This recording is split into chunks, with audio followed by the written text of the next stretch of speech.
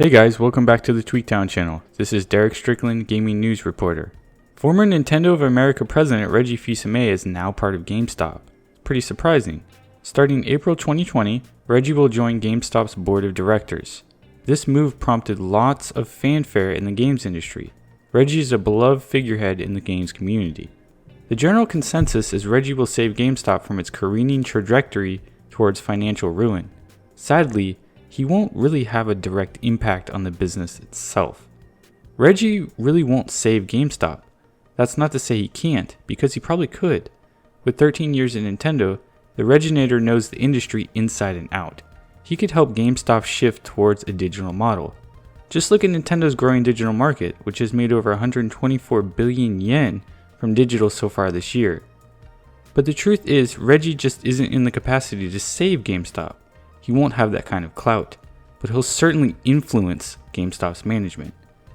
As part of the board of directors, Reggie will oversee GameStop's nominating and corporate governance committee. According to GameStop's corporate governance guidelines, this role has a lot of responsibilities, including advising the board on who should stay and who should go. Board members will have their performance weighed and judged periodically. Reggie will be able to make recommendations on who should be voted out, and more importantly, who should take their place. Reggie will basically vet GameStop's potential executives. He won't be able to directly save GameStop, but he can help appoint people who can. The committee also determines if more directors need to be hired. Reggie could help expand GameStop's board ranks while also helping to choose who should be on board. Here's how GameStop's company guidelines describe one of its main responsibilities of Reggie's new role. The Nominating and Corporate Governance Committee is responsible for identifying and evaluating individuals qualified to become board members, consistent with criteria approved by the board by these guidelines, and recommending to the board the director nominees for each annual meeting of the company's stockholders, and recommend to the board the director nominees for each annual meeting of the company's stockholders, and recommend director nominees to fill vacancies on the board. Remember that stockholders will still vote on any and all board changes. The board just guides them with information, but ultimately the stockholders hold all the power. That's not to say Reggie won't affect GameStop's business. He will lead a committee with a significant role, but he won't be calling all the shots. GameStop's future business plans aren't up to him. Right now, GameStop is doing better than it was, at least when it comes to financial losses.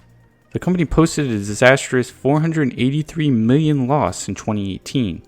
Now GameStop is doing well in that it's losing less money, but is still bleeding cash. During the holiday 2019 period, which is historically the best period for any retailer, GameStop reported an $84 million loss.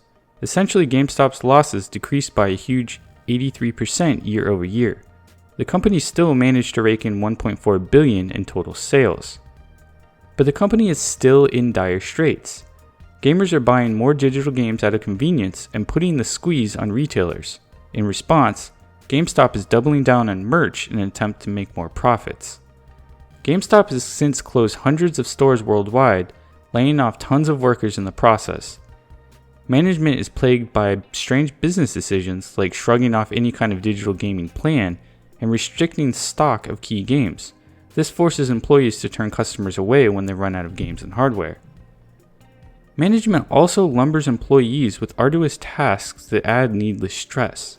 Store workers are constantly encouraged to press customers to buy specific things or sell their used devices and games. GameStop's turnaround plan is rather ambitious.